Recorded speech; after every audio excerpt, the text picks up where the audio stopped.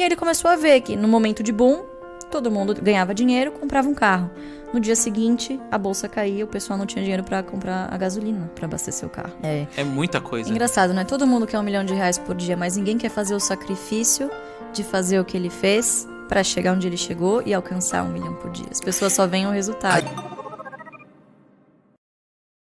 A gente ensina a comprar boas ações de boas empresas a bons preços, que é a base sólida da teoria da carteira previdenciária.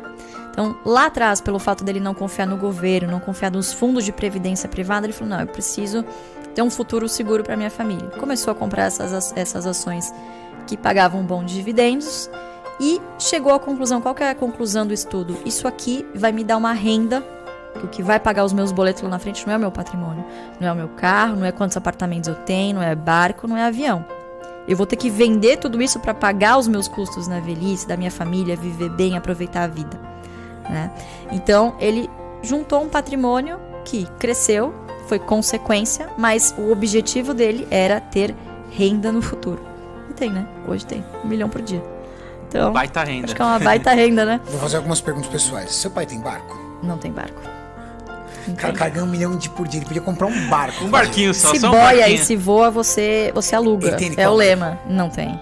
Deus me livre. Não. Quantos carros ele tem? 2 carros. Puta que pariu. Maurício! Usados. Tem 2 carros! Usados. Bora vender. Ele tem um Tigo Prata 2010, sei lá, que ele não vende. Caminho, Renato, eu tenho o Tigo também, Renato.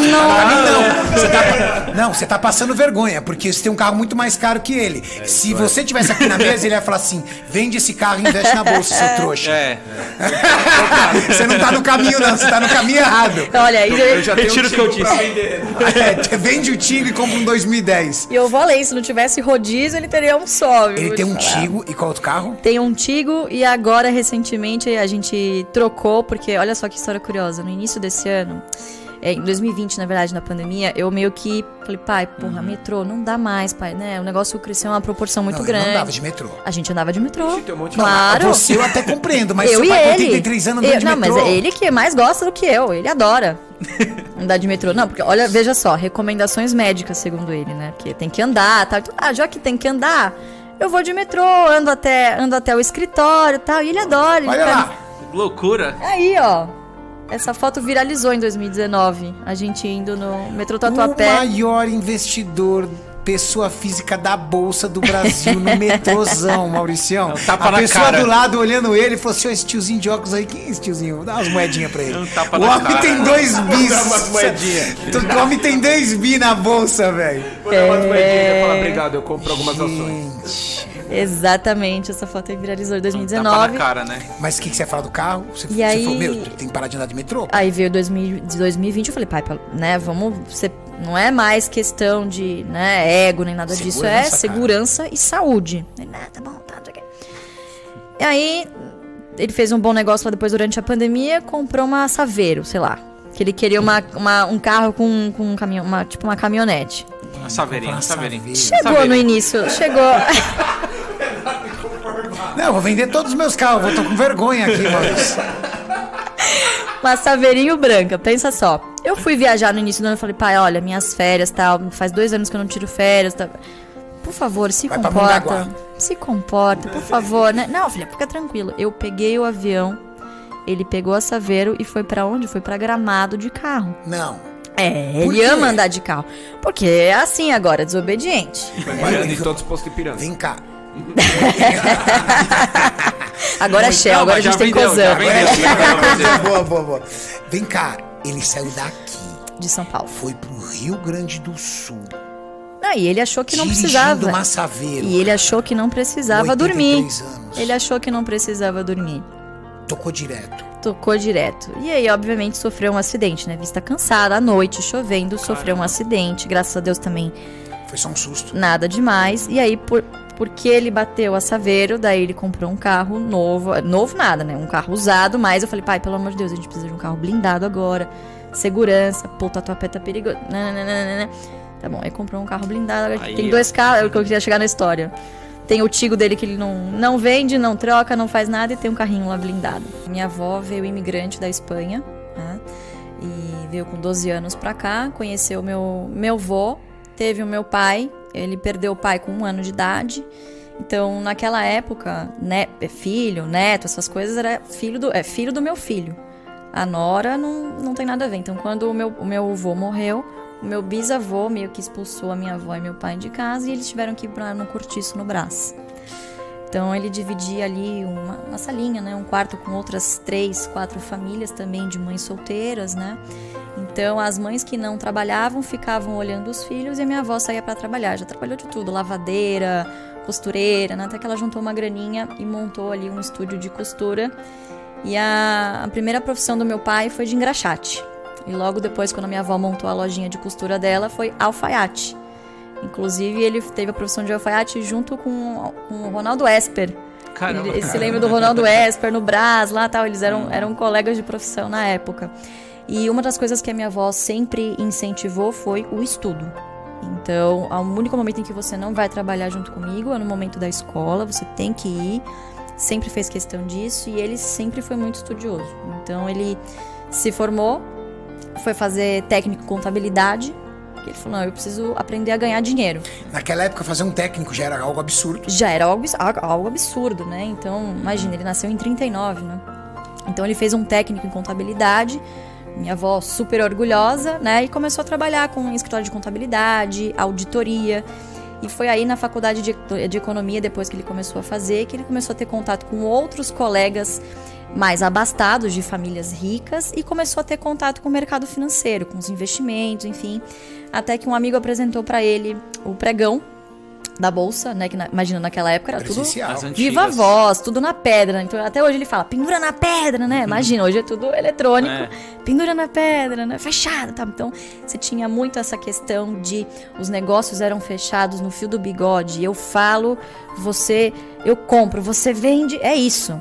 A sua palavra é o que vale, né? Então ali a sua reputação valia muito no mercado. Então ele vem dessa cultura, né, em que o que você fala aqui você tem que ser muito ético, senão o seu cliente te abandonava e ia para outro, né? Ou seja, a palavra do teu pai, esquece, não faz curva. Ah, difícil você contornar, viu? Se ele é isso e acabou. Ele é uma pessoa assim. E como ele começou a investir na bolsa sozinho ali? Exatamente. Então, e aí por ele ter esse know-how em contabilidade é a linguagem dos negócios, né? Bolsa nada mais é do que empresas, são ativos reais. Então, por ele ter esse contato com auditoria, que era meio que um segundo emprego dele, ele largou o escritório de contabilidade e foi trabalhar como operador. Então, ele tinha lá os clientes dele, comprava e vendia para os clientes dele e operava para ele também, com um pouquinho de dinheiro que ele tinha. E uma dessas visitas que ele fez como auditor, ele começou a perceber, puxa, o Estado, né, os controladores das empresas que eu audito, sobrevivem de dividendos. Por que eu não posso fazer o mesmo, né? Porque ele via ali os colegas ao lado dele. O mercado financeiro, imagina, desde aquela época, é uma coisa sedutora. Você tem a possibilidade de ganhar muito dinheiro. Então, naquela época, as informações estavam aí, estava no pitch. Quem estava ali na bolsa era quem tinha muito dinheiro, tinha as informações. Então, você imagina, é um negócio muito tentador, ainda mais para ele que veio de baixo, que sempre teve essa gana de querer vencer, de nunca mais querer voltar a ser pobre. Foi por isso que ele foi trabalhar na bolsa, isso que ele disse, nunca mais quero voltar a ser pobre, né? Quero dar um futuro digno para minha família. E aí ele começou a ver que no momento de boom, todo mundo ganhava dinheiro, comprava um carro. No dia seguinte, a bolsa caía, o pessoal não tinha dinheiro para comprar a gasolina, para abastecer o carro. Ele falou, não é isso que eu quero para minha vida, eu preciso descobrir um jeito de me dar bem aqui, de trabalhar, enfim, mas para eu garantir o meu futuro. Ele não teve nenhum mentor, ele foi descobrindo... Não. Intuitivamente. Não, intuitivamente com o trabalho dele de auditor. Né? Então você imagina, né, naquela década de 60, difícil você ter influências de investidores de fora, que já faziam isso, mas não era um mundo globalizado como a gente tem hoje, né? Então acho que essa experiência dele como auditor, de ver os controladores que o contratavam ganhando dividendos, quer dizer, ele assinava o balanço e via lá os dividendos que os controladores ganhavam por ação. Pô, desgramado, tá ganhando dinheiro pra caramba. Pô, por que ao invés de eu abrir uma empresa, eu já faço isso, eu já compro participações societárias na bolsa. Eu vou me tornar ali um pequeno sócio, quanto mais ações de poucas empresas eu comprar, mais dividendo eu ganho. E é isso que ele fez. E aí ele falou, bom, eu vou colocar isso na prática, vou colocar no papel, eu preciso provar, né, que eu não tô ficando maluco. isso aqui deve funcionar. Então ele começou a fazer para ele, para alguns clientes que acreditaram nele. E aí ele fez um estudo com uma das empresas que ele auditava, que era a CESP. A de energia? De energia, exatamente. Capital aberto até hoje, né? E ele foi mostrar pro RI. Ele falou, fantástico, incrível, não sei o quê. Por que você não publica isso? Ele pegou o trabalho, levou numa corretora. A corretora patrocinou, né? Mandou imprimir. Pode imprimir, né? E fez o maior sucesso na época, mas depois meio que caiu no esquecimento. Porque o mercado tem a memória muito curta. É igual fofoca. Hoje tem uma coisa que tá na moda. Amanhã, essa ação não tá mais na moda. Ninguém mais tá falando disso. Então, é um mercado sedutor, mas se você faz diferente da manada, com disciplina, com paciência, você chega muito longe. Não é rápido.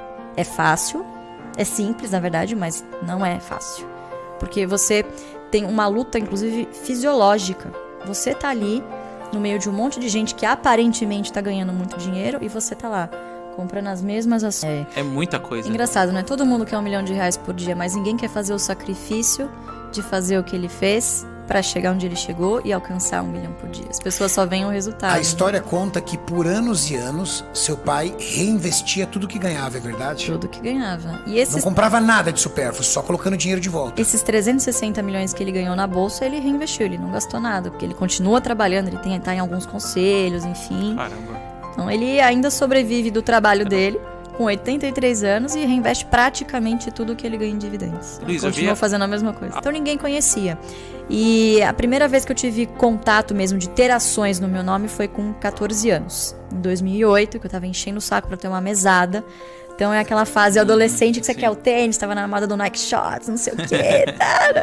Queria, pedia, nada de me dar. Ele falou, vamos fazer o seguinte, vamos fazer diferente. Eu vou te dar X ações da Ultrapar, se não me engano, na época eram 60 mil ações da Ultrapar, que é Posto Ipiranga. Essas ações vão te pagar o equivalente a R$300 por mês. Essa vai ser a sua mesada. Mas é o seguinte, você saiba que se você pegar esse dinheiro, e eu já tinha alguma noção de bolsa, né? Porque desde criança a gente viajar, a gente tirava foto em frente, a bolsa de Portugal, a bolsa de não sei da onde. Era a paixão dele. Era a paixão dele. Então acho que ele encontrou uma maneira ali de meio que tornar o hobby dele, porque hoje ações pra ele é um hobby. Ele fala que vai tricotar, não fala que vai trabalhar. Ele encontrou um meio ali de me estimular a gostar desse assunto, né? Então nunca foi uma coisa, você vai trabalhar com isso, você vai fazer economia, você vai seguir meu caminho, nunca. Então ele me deu essas 60 mil ações. Isso aqui vai te dar os R$300 por mês. Mas você não quer? Olha, vem cá com o papai, vamos lá no escritório, com esses R$300 você compra isso, né? E sempre me incentivando. Então, final de semana a gente ia viajar. Mentira, não era pra viajar. Ele escolhia as empresas que ele queria conhecer. Vamos pra Curitiba. Papai quer conhecer uma empresa lá em Curitiba. Então era o nosso hobby, conhecer empresas, ir em reuniões. E eu ficava fascinada. Ele era sócio. Que ele era sócio, ou que queria se tornar sócio, né? Porque Mó golpe na mulher, vamos passear pra Curitiba. Mulher achando que ia lá chegar a cair na empresa, entendeu? Pra trabalhar. Exatamente. É o parque de diversões. Então, a minha mãe super acostumada também, já sabe qual empresa você quer visitar. Tá querendo ir pra tal lugar? Deixa eu ver que empresa que tem fábrica lá. Caramba. Então era uma coisa super normal, assim, de hobby da nossa família. E eu acabei me apaixonando. E eu comecei a descobrir, poxa, se ninguém abastece no Posto Ipiranga, a empresa não vai dar lucro. Se não der lucro, não tem dividendo. Se não tiver dividendo, não tem mesada. Não, então, pessoal, quem na família abastecesse sem ser no Posto Ipiranga, eu cortava relações, entendeu? Que legal, cara. É justo. Então, é legal, né? Porque você intuitivamente começa a pensar, lucro não é uma coisa ruim. Né? Empresas geram empregos, né? Gira a roda da economia, né? Então, eu aprendi isso desde muito cedo, a cuidar financeiramente das minhas finanças. E me apaixonei e falei, cara, é isso que eu quero fazer. E aí falei, pai, vou seguir seus passos, vou fazer economia, quero fazer contabilidade.